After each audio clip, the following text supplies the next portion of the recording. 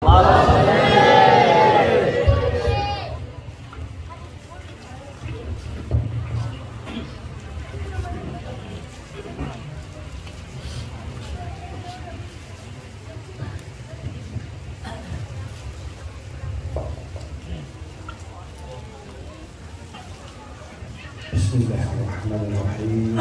Assalamualaikum warahmatullahi wabarakatuh. Waalaikumsalam warahmatullahi wabarakatuh. Alhamdulillah alladzi bi ni'matihi tatimmu shalihat وباجتماع لذكر أسمائه وصفاته وللصلاة والسلام على حبيبه ومصطفاه تتنزل الرحمات والبركات والصلاة والسلام على سيدنا وحبيبنا وشفيعنا وقرة أعيننا محمد صلى الله عليه أفضل أهل الأرض والسماوات وعلى آله وأصحابه السادة القادات. اللهم صل وسلم وعظم وكرم ومجد على سيدنا ومولانا محمد صلى الله عليه الفاتح لما أغلق والخاتم لما سبق ناصر الحق بالحق والهادي إلى صراطك المستقيم وعلى آله وصحبه حق قدره ومقداره العظيم. سبحانك لا علم لنا إلا ما علمتنا إنك أنت العليم الحكيم. رب اشرح لي صدري ويسر لي أمري واحلل عقدة من لساني يفقهوا قولي وسدد لساني واهد قلبي بحق سيدنا مولانا محمد وصحبه الآمين. Yang saya hormati guru kita bersama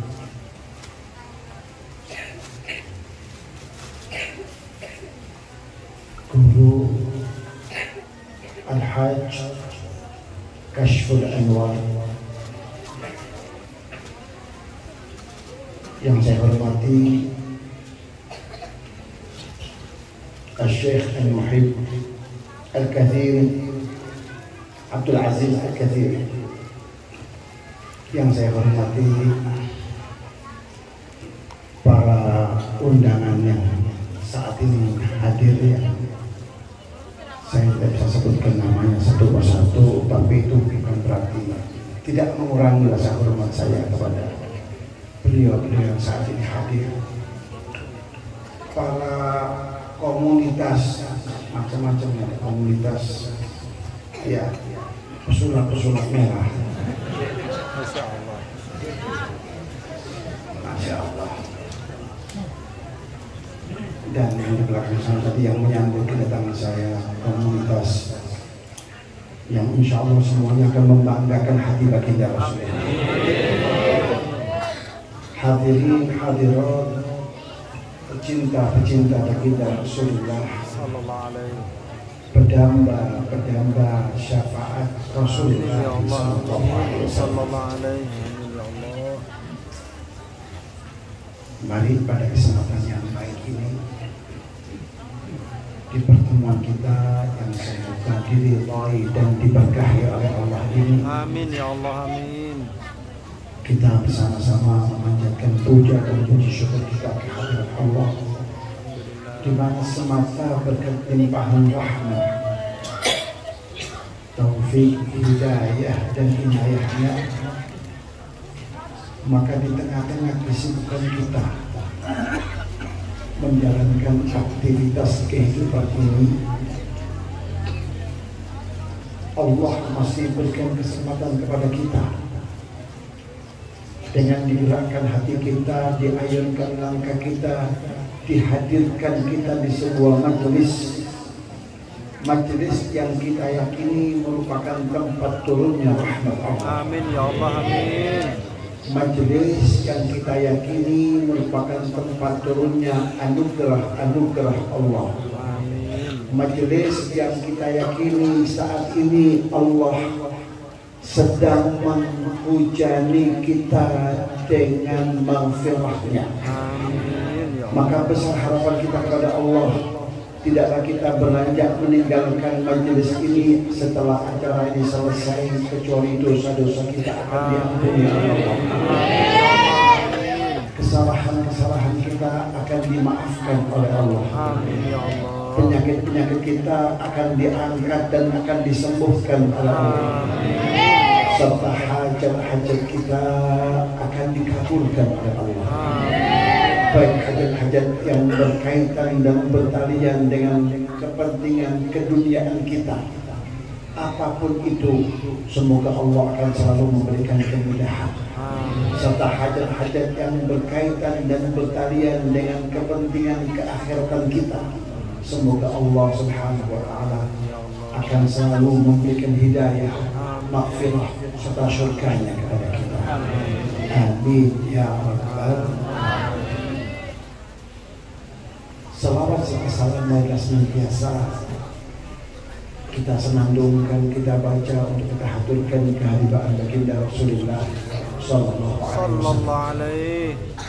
Seraya kita berharap kepada Allah, semoga berkat senandung salawat yang kita baca dan kita haturkan kehadiran beliau, niscaya Allah Subhanahu wa Ta'ala akan masukkan kita ke dalam golongan orang-orang yang berbahagia, yang kelak akan mendapatkan syafaatnya. Amin, amin ya rabbal alamin.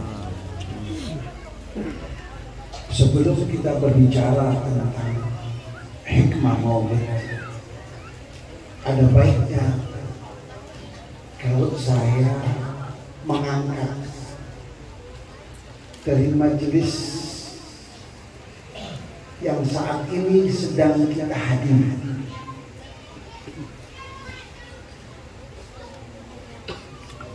Majelis maulid, majelis zikir, majelis ilmu pengetahuan agama,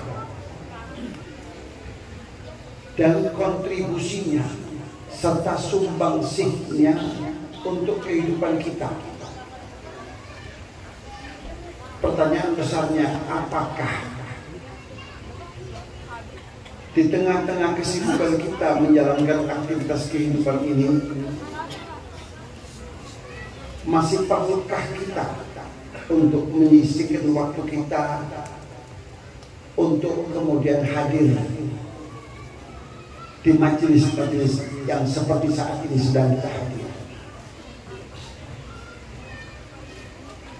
Nah, ini agar semakin menumbuh kembangkan cinta kita kepada majelisul khair, majelis kebaikan, majelis zikir, majelis salawat dan salam kepada baginda Rasulullah SAW.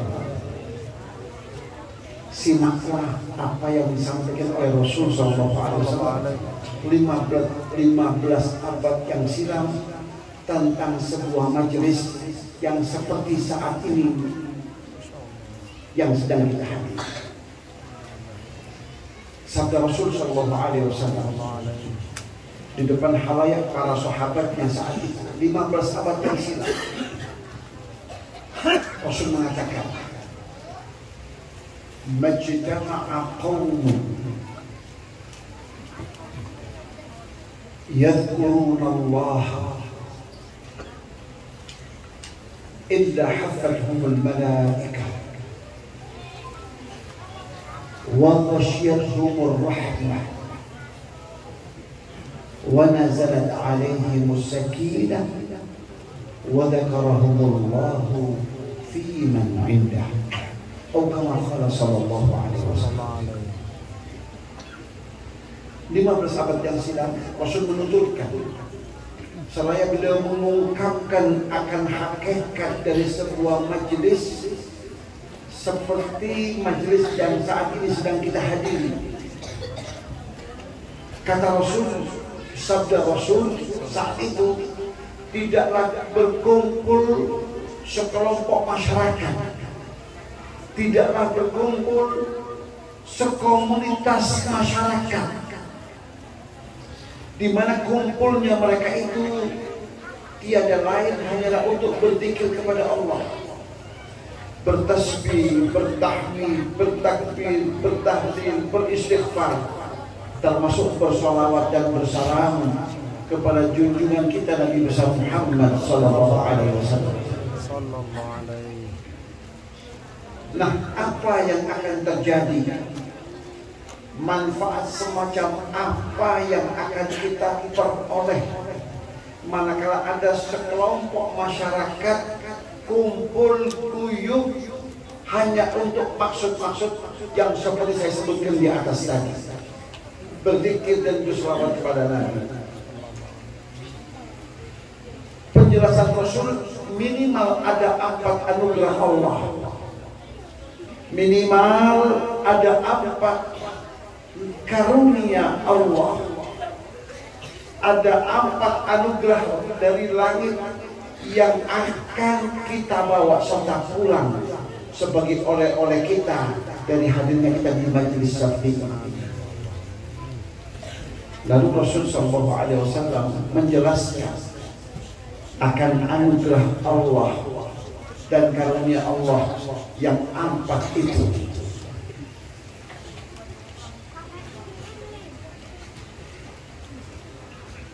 Maka Rasulullah SAW mengatakan, adapun karunia Allah yang pertama, hafathumul malaikah.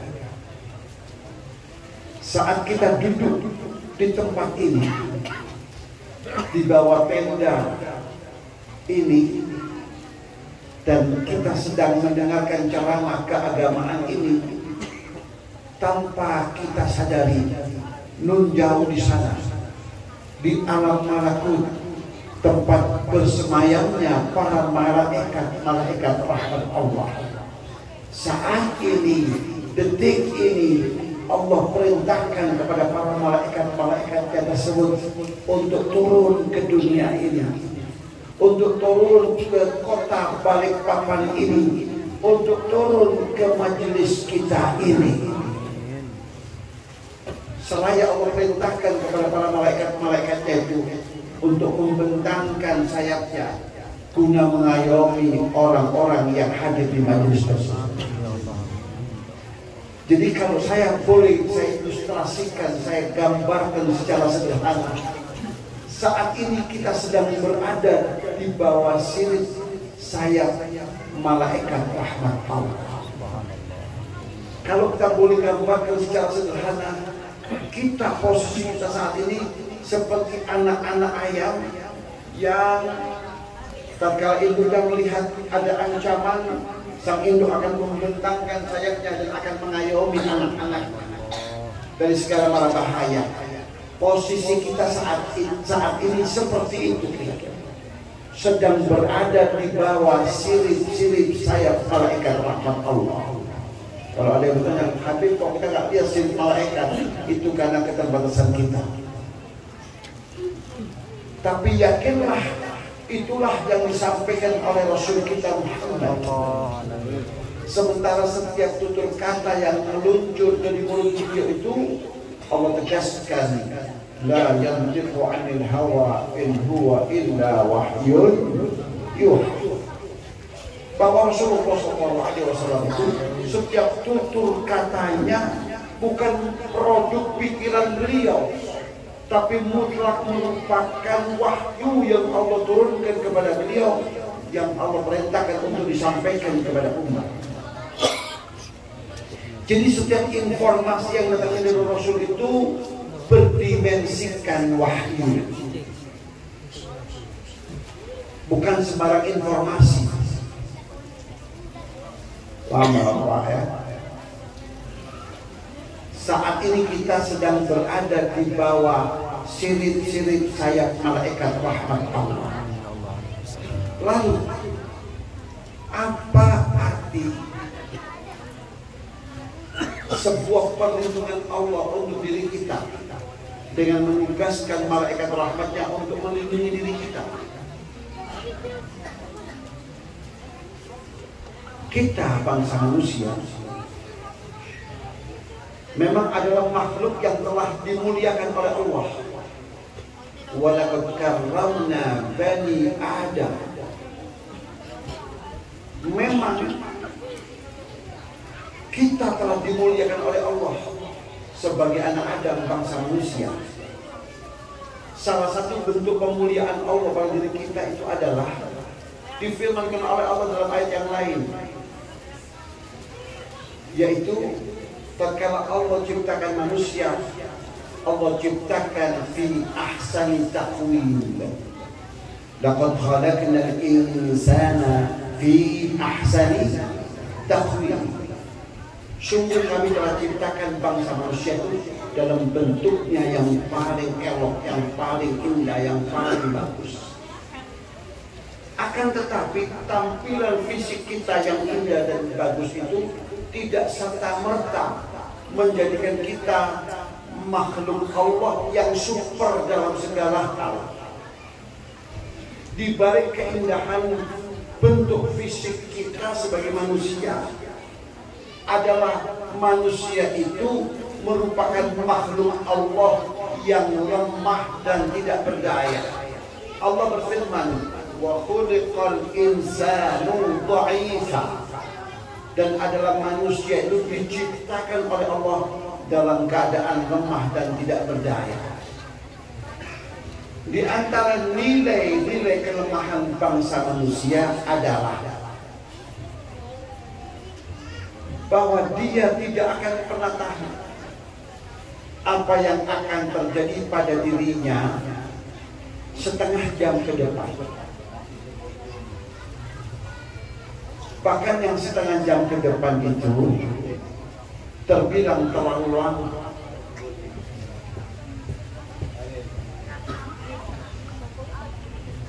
Kita bangsa manusia tidak pernah tahu apa yang akan terjadi pada diri kita bahkan 5 menit ke depan.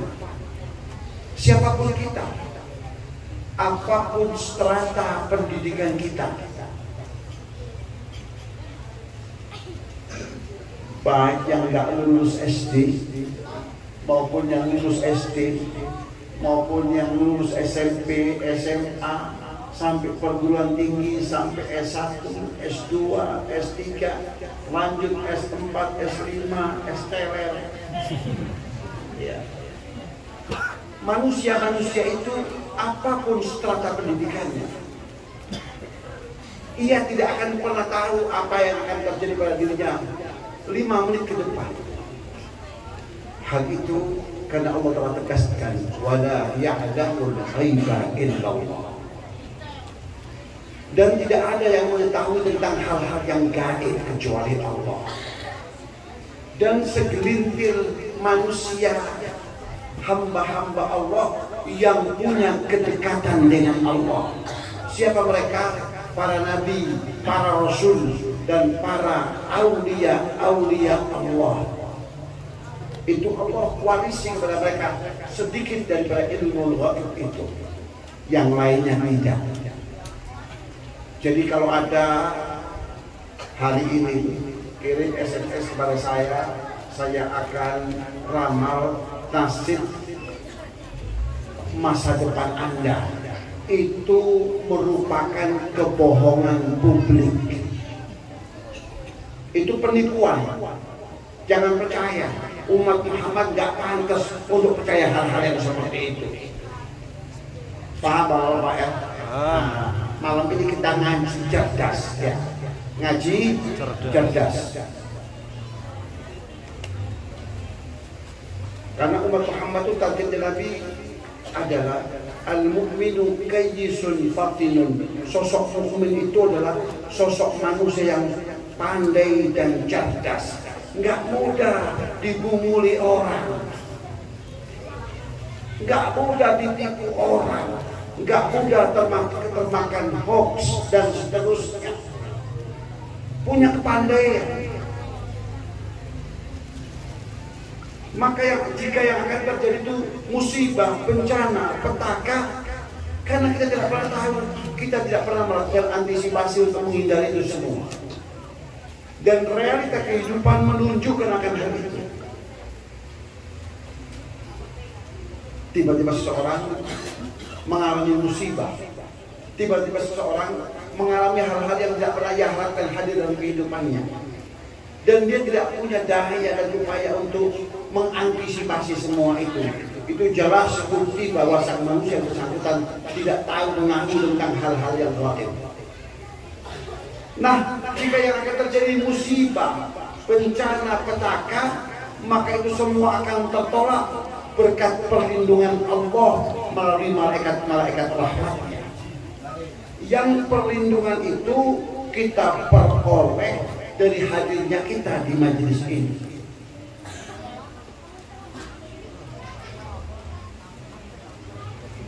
Tak apa-apa, jadi mungkin kucingnya mau menyimak pengajian ini. Lagi makan?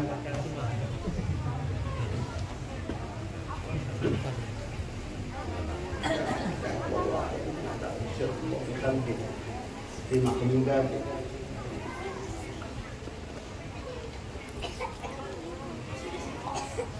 Jadi kalau akan terjadi bencana, musibah, petaka, maka keuntungan yang pertama yang kita peroleh, kita semua itu akan tertangkal dan tertolak karena berkat perlindungan Allah pada diri kita. Yang perlindungan itu kita peroleh berkat hadirnya kita di majelis ini. Itu oleh-oleh yang pertama. Keuntungan yang pertama hadirnya kita di majelis-majelis seperti majelis kita. Rahmat Allah yang kedua, setelah kita mendapatkan perlindungan Allah, rahmat Allah yang kedua adalah Nabi bersabda, wa ghasyiyatuhumur rahmah. Sekali lagi Allah perintahkan kepada para malaikat-malaikatnya itu untuk turun ke majelis kita ini guna menyelimuti orang-orang yang hadir di majelis itu dengan selimut kerahmatan. Maka kemanapun kaki ini melangkah, dimanapun kita berada, yang akan kita temui dan yang akan kita dapati adalah rahmat dan rahmat dan rahmat dan rahmat Allah Subhanahu wa Ta'ala. Akan terbentuk lingkup kehidupan yang penuh dengan rahmat Allah. Di rumah tempat tinggal kita ada rahmat Allah. Di tempat kita bekerja, di kantor, di pasar, dimanapun itu tempat kita bekerja, di situ ada rahmat Allah. Di jalan dimana kita beraktivitas, di sana ada rahmat Allah. Alhasil akan terbentuk lingkup kehidupan yang syarat dan padat dengan rahmat Allah.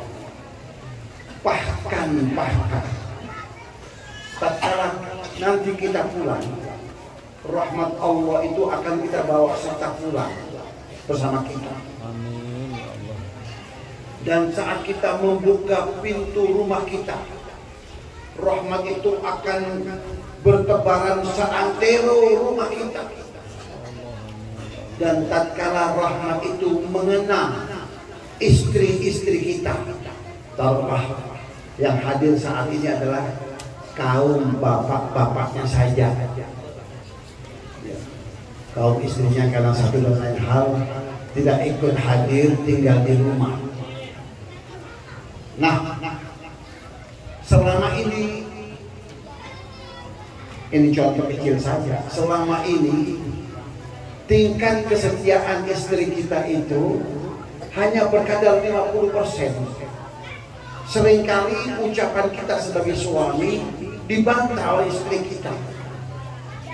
Bahkan kalau kita meminta tolong untuk membuatkan kopi kepada kita misalnya, ya di kopi dibuatkan, tapi mengaduk kopi sambil mengomel.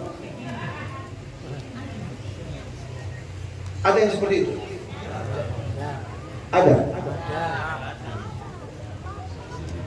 Nah, yakinlah nanti tak kalah bapak pulang dan rahmat itu bapak bawa serta pulang, dan tak kalah bapak membuka pintu rumah bapak, rahmat itu lalu bertebaran seantero rumah bapak, dan tak kalah rahmat Allah itu menerpa istri bapak, yakinlah istri bapak akan berubah menjadi istri-istri yang tingkat kesolehan dan kepatuhannya menjadi bulat 100%.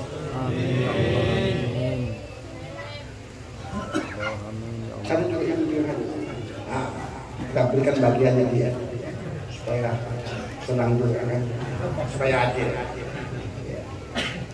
Jika yang hadir saat ini kaum ibu-ibunya, bapaknya karena terlalu lelah bekerja dan ibu saja lah yang hadir,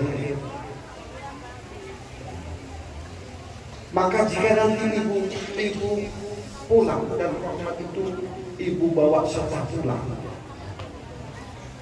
dan tatkala ibu membuka pintu rumah ibu, lalu rahmat Allah itu bertebaran seantero rumah ibu, dan tatkala rahmat itu menerpa mengenai suami-suami ibu yang selama ini tingkat kesetiaannya sebagai suami hanya berkadar 50%,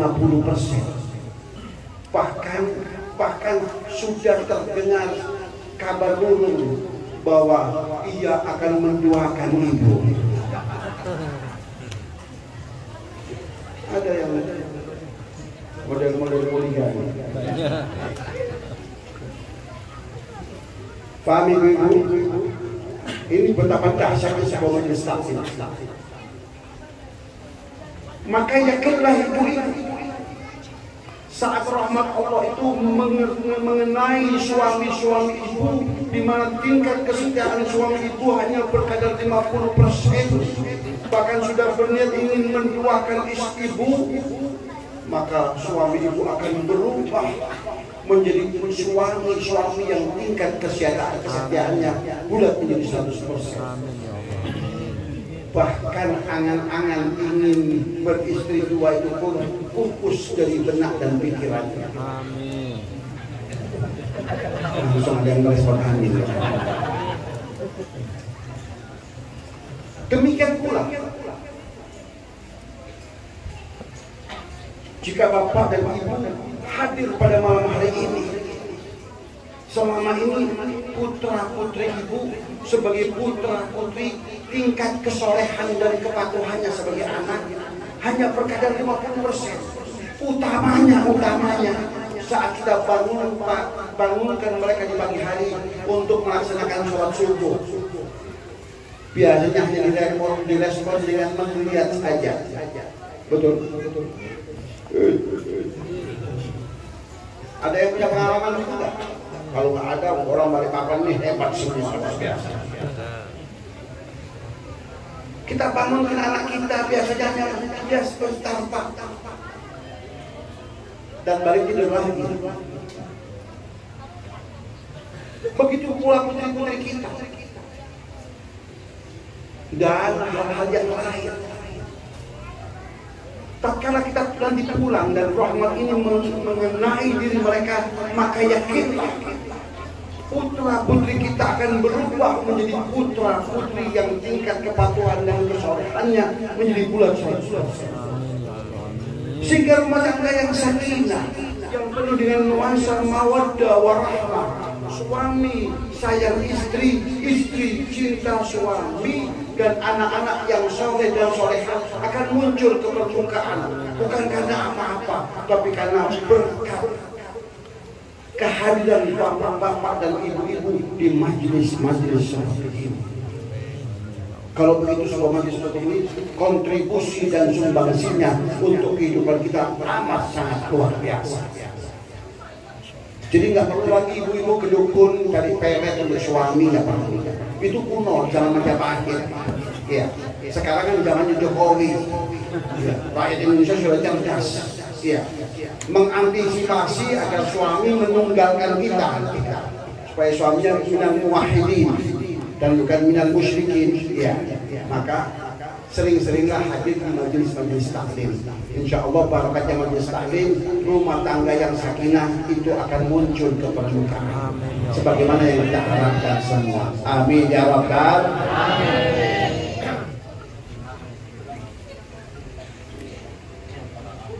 Ya, yang sudah terlanjur istri juga ya nggak apa-apa, pertahankan saya.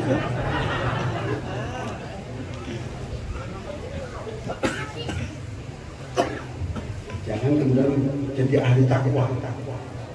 Yang beristri kedua jadi ahli takwa. Kenapa? Takut sama yang tua. Itu rahmat Allah yang kedua. Rahmat Allah yang ketiga,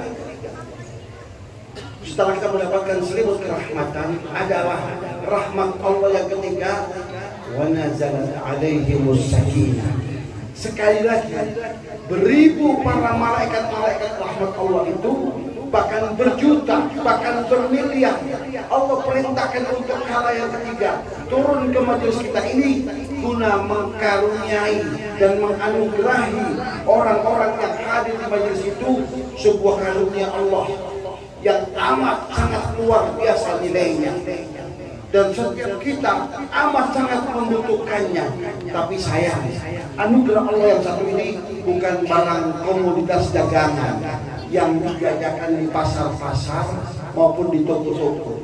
Padahal kita amat sangat membutuhkannya. Apa anugerah Allah itu? Sakinatullah. Apa itu sakinah? Sakinah itu adalah ketenangan hati dan ketentraman jiwa. Hati yang tenang, jiwa yang tenteram adalah milik komunitas masyarakat yang cinta majelis taklim. Dengan modal sakinah ini, kita akan menjadi manusia yang lebih bijak dan lebih dewasa di dalam menjalankan roda kehidupan ini. Kita tidak mudah terprovokasi, tidak mudah terhasut, tidak mudah terpengaruh. Kenapa? Karena Allah modali kita, jiwa kita dengan ketenangan hidup. Orang kalau hidupnya tenang, nggak mudah terpengaruh. BBM naik, jantungnya berdebar kuat, itu orang yang nggak punya sakinah. Tapi kalau orang yang sudah dibekali sakinah oleh Allah, mau BBM naik, mau turun, biasa-biasa saja. Kenapa? Karena dia nggak minum BBM, minumnya aqua. Betul ya, betul. Terus jadi dapat dipastikan orang-orang yang telah memperoleh sakinatullah itu tampilannya lebih dewasa dari manusia kebanyakan, lebih bijak di dalam menjalankan roda kehidupan ini, lebih bijak di dalam memilih kehidupan ini. Dan itu berkat kehadiran seseorang di majelis semacam majelis yang saat ini sedang kita hadiri. Anugerah Allah yang keempat, sabda Rasul, wa dzakarahu fi man indah. Sekali lagi, saat kita hadir di tempat ini, saat kita sedang menyimak tausiah keagamaan ini, tanpa kita sadari, non jauh di sana, di alam malakut, tempat bersemayamnya para malaikat-malaikat rahmat Allah. Saat ini, detik ini, Allah berfirman di hadapan para malaikat-malaikatnya. Seraya Allah berfirman, wahai para malaikat-malaikatku, lihatlah bangsa manusia, anak keturunan Adam, makhluk yang pernah kalian gunjingi. Lalu Allah ingatkan tentang cerita lama. Apa cerawan itu? Allah berfirman saat itu, Inni ja'ilun fil ardi khalifah. Wahai para malaikatku, aku bermaksud hendak menciptakan seorang khalifah di muka bumi ini untuk mengatur kehidupan di alam bumi ini. Saat itu Allah mendapatkan respon dari para malaikat-malaikatnya. Qalu ataj'alu fiha man yufsidu fiha wa yasfiku dima wa nahnu nusabbihu bihamdika wa nuqaddisu lak. Ya Allah, akankah engkau ciptakan makhluk-makhluk yang hanya akan membuat keonaran dan akan menggenangi bumi ini dengan genangan darah? Para malaikat mengacu pada makhluk-makhluk Allah selain manusia yang sempat Allah hadirkan di bumi Allah ini, yang kerjaannya hanya membuat keonaran dan kerusakan. Maka saat itu Allah mengatakan, qala inni a'lamu ma la ta'lamun. Tahuilah wahai para malaikatku bahwa aku adalah zat yang maha mengetahui akan apa-apa yang tidak pernah kalian ketahui. Jadi Allah ingatkan cerita lama saat mereka menggunjing bangsa manusia. Maka Allah katakan, lihat bangsa manusia yang pernah kalian gunjing keberadaannya. Dan kita saat ini mereka kumpul, mereka guyup dalam satu majelis, dan guyupnya mereka, kumpulnya mereka tiada lain untuk berzikir kepadaku, bertasbih, bertahmid, bertakbir, dan mentakdiskan asmaku, serta bersalawat dan bersalam kepada kekasihku Rasul Muhammad Sallallahu alaihi. Oleh karena itu, wahai para malaikat-malaikatku, atas gunjingan kalian kepada bangsa manusia, saat ini, detik ini, aku perintahkan kalian untuk beristighfar, memohonkan ampun bagi dosa dan kesalahan orang-orang yang hadir di majelis ini. Maka bermiliar-miliar malaikat saat ini sedang sibuk qomat kamit beristighfar, memohonkan ampun bagi dosa dan kesalahan. Amin ya Allah, amin. Maka besar harapan kita kepada Allah, tidaklah kita beranjak meninggalkan majelis ini setelah acara ini selesai, kecuali dosa-dosa kita akan diampuni oleh Allah. Kesalahan-kesalahan kita akan dimaafkan oleh Allah. Allah akan menerima taubat kita dengan sebaik-baiknya. Ya Tawwab tub alaina warhamna wanzur ilaina. Ya Tawwab tub alaina warhamna wanzur ilaina. Ya Tawwab tub alaina warhamna wanzur ilaina. Ya Allah, ya Rahman, ya Rahim, wahai Zat yang Maha penerima taubat, berikanlah ampunanmu kepada kami ya Allah, serta rahmatilah kami dan pandangilah kami dengan pandangan kerahmatan-Mu. Amin ya rabbal alamin. Kalau begitu, betapa luar biasanya keberadaan sebuah majelis di tengah-tengah masyarakat, di tengah-tengah kehidupan kita. Bisa menghadirkan sakinah, bisa menghadirkan kehidupan rumah tangga yang harmonis, bisa menghadirkan jaminan keselamatan dari Allah Subhanahu wa Ta'ala, bisa membuat anak-anak kita menjadi anak-anak yang baik dan terdidik dengan baik sebagaimana yang diharapkan oleh setiap orang tua. Itu semua karena sumbangsi dan peran dari sebuah majelis seperti yang saat ini sedang kita hadiri. Maka jangan pernah berat langkah untuk kita hadir di majelis-majelis seperti ini. Apalagi majelis yang diadakan untuk kita mencintai Rasul Muhammad SAW. Itu diwarnai dengan apa? Dengan pembacaan rawi, dengan pembacaan maulid Nabi, yang ditingkahi dengan qasidah-qasidah, yang ditingkahi dengan selawat-selawat. Itu semua merupakan sarana. Tujuan utamanya adalah untuk menanamkan rasa cinta kita kepada Rasul Muhammad. Dan konsep cinta ini dalam syariat Islam amat sangat penting dan amat sangat besar perannya. 15 abad yang silam, saat Rasul bersabda khutbah Jumat, tiba-tiba ada seorang badui. Badui itu orang desa, orang kampung, orang yang tidak berpendidikan, masuk menyeruak majelis Rasul dan menginterupsi khutbah Rasulullah SAW. Kalau nggak badui, nggak berani. Kalau sahabat nyanyi menyetop khutbah Nabi, maka kata beliau, stop wahai Rasul, jangan kau lanjutkan khutbah, beri aku kesempatan untuk bertanya.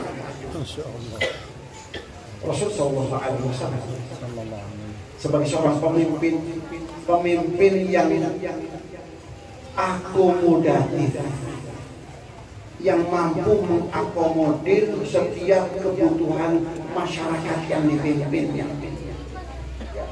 Ini biasanya kalau pejabat kita kalau sedang kampanye saja seperti itu, yang bisa jawab saya kasih sepeda, ya. Itu dalam rangka kampanye saja, ya. Tidak demikian halnya dengan baginda Rasul Muhammad SAW. Rasul segera menghentikan khutbahnya, lalu bertanya kepada yang bersangkutan, wahai Arabi, wahai orang dusun, orang desa, begitu pentingkah pertanyaanmu dan begitu mendesakkah pertanyaanmu itu hingga engkau tidak sabaran untuk menunggu sampai aku selesai khutbah?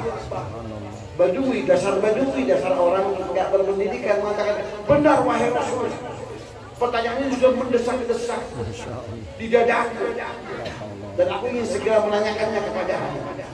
Maka Rasul SAW kemudian mengatakan, kalau begitu silahkan Anda bertanya apa yang Anda tanyakan.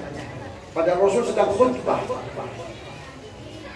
maka Arabi kemudian diberikan kesempatan, dia nggak sia-siakan kesempatan itu. Dengan sigapnya dia kemudian melontarkan pertanyaan kepada baginda Rasul Muhammad SAW. Apa pertanyaannya saat itu? Ya Rasulullah, mata sa'ah? Kapan kiamat itu akan Allah bangkitkan? Rasul sempat kaget juga, karena baru hari itu ada orang yang bertanya seperti itu. Biasanya orang punya kecenderungan untuk takut kiamat dan tidak berharap untuk berjumpa dengan kiamat. Kenapa? Karena kiamat sesuatu yang mengerikan, yang telah diilustrasikan oleh Allah di banyak ayat. Sesuatu yang amat sangat mengerikan, saking mengerikannya Allah ilustrasikan, wa taran nasa sukara wa ma hum bisukara walakinna adzaballahi syadid. Akan kau saksikan kelak bakal Allah bangkitkan kiamat itu, manusia bagaikan sedang mabuk. Orang mabuk tapi apa itu? Kehilangan akal sehat. Wa ma hum bisukara, padahal mereka tidak sedang mabuk. Kenapa? Karena pabriknya sudah rata dengan bumi.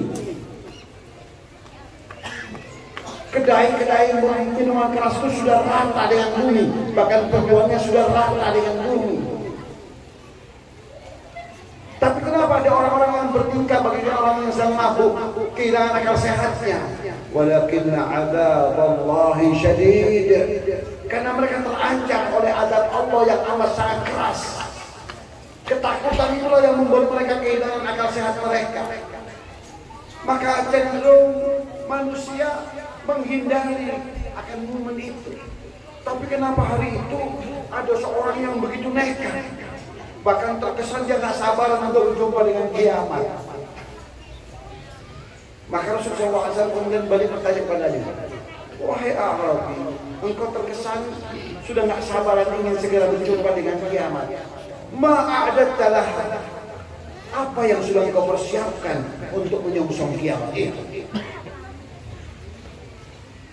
Sudah banyakkah sholat? Begitu pertanyaan Rasulullah SAW. Sudah banyakkah puasa?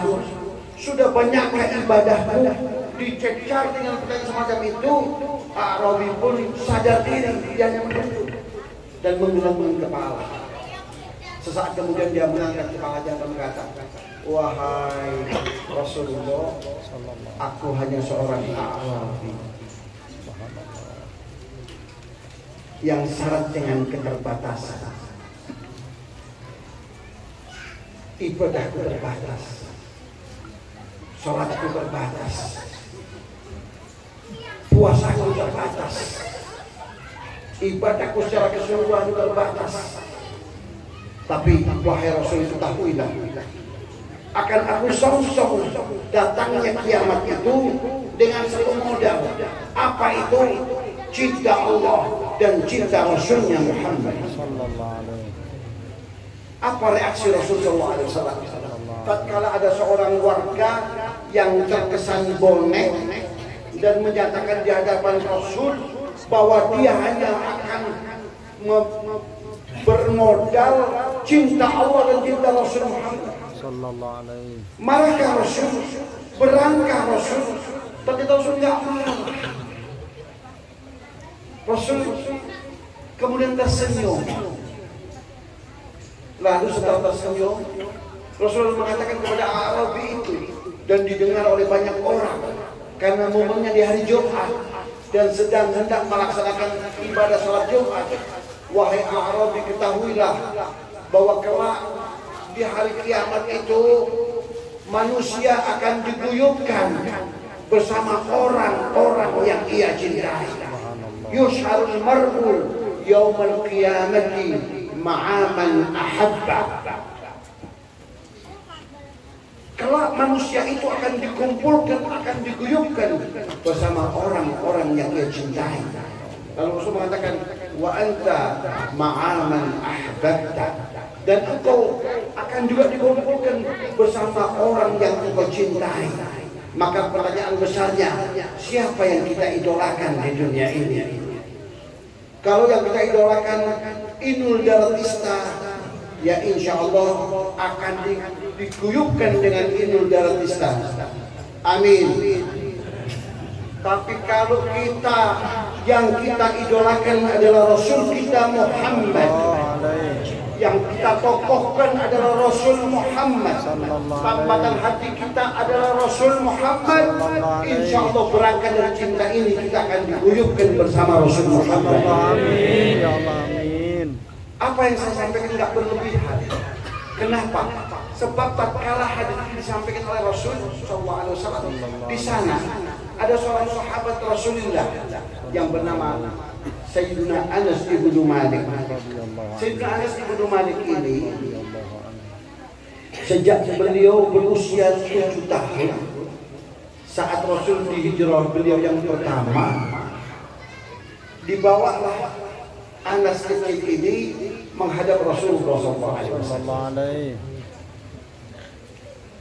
oleh bunda beliau.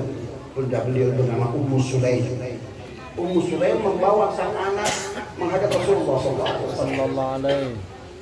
Wahai baginda Rasul, ini putraku Anas. Aku serahkan kepadamu untuk berkhidmah untukmu. Maka sejak saat itu Anas kecil tinggal bersama baginda Rasul SAW. Jika Rasul bangun di malam-malam harinya untuk qiyamul lail, karena qiyamul lail itu bagi Rasul wajib, bagi umatnya sunnah. Tapi bagi Rasulullah qiyamul lail itu bangun untuk bertahajud itu merupakan sebuah kewajiban. Maka dapat dipastikan Anas kecil yang berusia 7 tahun akan bangun dan akan melayani Rasulullah SAW, akan memegang tempat air Rasul, menuangkan air itu dan Rasul berwudu. Dan dapat dipastikan Anas kecil setelah Rasul berwudu, dia akan berwudu dan akan sholat bersama sholatnya baginda Rasulullah. Kalau hari itu Rasul puasa, dan biasanya Rasul itu berpuasa Senin dan Kamis. Kenapa beliau puasa Senin? Ditanya oleh sahabat, kenapa engkau berpuasa di hari Senin ya Rasul? Kata Rasul SAW, alasanku aku berpuasa di hari Senin adalah fihi wulidtu, Karena di hari itu aku dilahirkan, maka sebagai rasa syukurku kepada Allah, aku memperingatinya dengan cara berpuasa. Rasul pribadi bermaulidan itu. Jadi kalau ada orang mengatakan maulid bid'ah, itu orang ketinggalan informasi agama. Tapi cara Rasul bermaulidan apa itu? Dengan cara berpuasa. Itu teknis saja. Cara itu sarana saja. Selama cara-cara itu tidak bertabrakan dengan nilai-nilai agama, maka sah-sah saja, boleh-boleh saja. Dan tatkala ditanya tentang puasa hari Kamis, kenapa? Kata Rasul SAW, karena di hari Kamis itu amal anak Adam, bangsa manusia ini dilaporkan kepada Allah, dan itu merupakan laporan mingguan. Maka aku ingin tatkala amalku dilaporkan sedang aku dalam keadaan berpuasa. Maka itu alasan Rasul mengapa puasa hari Senin dan puasa hari Kamis. Maka jika Rasul puasa di hari itu, puasa sunnah, maka dapat dipastikan anak kecil akan mengikuti juga berpuasa, mengikuti puasanya Rasul SAW. Seperti itulah tumbuh kembangnya Anas, langsung di bawah pengawasan, arahan dan didikan baginda Rasul Muhammad SAW. Apa kata Sayyidina Anas? Sosok manusia yang luar biasa. Apa itu kualitas keimanan dan keislamannya itu? Kata Sayyidina Anas, demi Allah, aku tidak pernah bahagia sebahagia hari ini di saat junjunganku Rasul Muhammad mengatakan bahwa manusia itu kelak di hari kiamat akan diguyurkan dan dikumpulkan bersama orang-orang yang ia cintai. Maka ya Allah, saksikan di mana saat ini aku berada. Begitu kata Sayyidina Anas bin Malik. Ya Allah, bahwa aku cinta Rasulullah Muhammad, bahwa aku cinta Abu Bakar, bahwa aku cinta Umar. Ya Allah, berangkat dari cintaku kepada mereka, kelak kumpulkanlah, guyupkanlah aku bersama mereka. Walau aku sadar puasaku tidak seperti puasa mereka, sholatku tidak seperti sholat mereka, tapi berangkat dari cintaku kepada mereka, kumpulkanlah aku bersama mereka. Begitu kata Sayyidina Anas. Padahal tadi sudah kita katakan bagaimana kualitas keimanan, keislaman dan ketakwaan seorang Sayyidina Anas bin Malik. Tapi beliau lebih mengedepankan cintanya tentang ibadahnya. Apalagi kita yang bukan siapa-siapa dan bukan apa-apa, yang sholatnya sampai hari ini masih amburadul. Tapi alhamdulillah di dalam realita kehidupan ini ada benih-benih cinta Rasul dalam hati kita. Mudah-mudahan Allah tumbuh kembangkan benih cinta itu dalam diri kita. Amin ya Allah. Dengan cinta yang lebih besar, cinta yang akan kita jabarkan dalam bentuk ittiba kepada baginda Rasul sallallahu alaihi wasallam. Sekali lagi, cinta itu menduduki tempat yang begitu vital dan begitu sakral dalam perspektif Islam. Dalam salah satu surah dari 114 surah yang terdapat dalam Al-Quran, salah satu surah itu bernama Suratul Kahfi. Ya, kenal Suratul Kahfi? Ya, setiap muslim harus kenal Suratul Kahfi. Yang kalau dibaca saja di hari Jumat atau di malam Jumat, Suratul Kahfi itu akan menciptakan nur, cahaya sampai pada Jumat berikutnya. Dibaca Jumat berikutnya akan menciptakan cahaya sampai pada Jumat berikutnya, begitulah seterusnya. Maka orang yang secara istiqomah membaca Suratul Kahfi, kehidupannya, langkah kehidupannya akan selalu tertuntun oleh Allah Subhanahu wa Ta'ala. Amin ya Allah, amin. Nah, kenapa surah itu disebut Suratul Kahfi? Karena Suratul Kahfi itu mengangkat cerita pemuda tauhid, pemuda yang luar biasa, yang menentang penguasa yang zalim dan lari. Nah, yang menarik. Kalau Ashabul Kahfi itu kemudian dimuliakan oleh Allah, itu karena perjuangan mereka mempertahankan tauhid Allah. Itu pantas mereka untuk mendapatkan itu. Tapi yang menarik adalah tatkala Allah Subhanahu wa taala bercerita tentang Ashabul Kahfi itu, Allah katakan tentang Ashabul Kahfi itu, Allah katakan saya quluna talata, bahwa mereka tatkala kemudian apa itu bersilang pendapat tentang berapa jumlah Ashabul Kahfi itu, maka ada yang mengatakan tiga orang. Yang menarik adalah tatkala dikatakan tiga, rabi'uhum kalbuhum, dan unsur yang keempat adalah anjingnya. Ini yang pertama. Wa yaquluna khamsatun, lalu ada yang berpula pendapat, oh bukan tiga, tapi Ashabul Kahfi itu adalah 5. Menariknya lagi, tatkala Allah kembali menyebutkan Ashabul Kahfi, Allah nggak lupa anjing Ashabul Kahfi. Wa yaquluna khamsatun sadisuhum kalbuhum, dan unsur yang keenam adalah anjingnya. Lalu ada pula yang berpendapat wa yaquluna sab'atun, oh bukan 5 tetapi 7 untuk kala ketiga. Allah katakan, iya, kalau Allah katakan sab'atun kamiluhum kalbuhum, maka unsur yang ke-8 adalah anjingnya. Allah sebut anjing tatkala Allah menyebut Ashabul Kahfi. Allah tidak lupakan peran sang anjing. Kenapa anjing itu? Sudah membelakan, sudah mengawasi dan menjaga Ashabul Kahfi, maka dia mendapatkan kehormatan itu? Tidak. Anjing tetap anjing, tapi anjing Ashabul Kahfi ini ternyata bukan juga peliharaannya Ashabul Kahfi, bukan. Ceritanya adalah, ini yang perlu kita dengar ceritanya. Tatkala Ashabul Kahfi itu lari dari kejaran penguasa, lari, bertemu dengan seorang pengembala. Nah, pengembala itu apa, pemilik anjing itu. Waktu Ashabul Kahfi ini berhenti dan menanyakan tentang arah jalan, anjing itu menatap Ashabul Kahfi, dan secara tidak sengaja Ashabul Kahfi melihat anjing itu.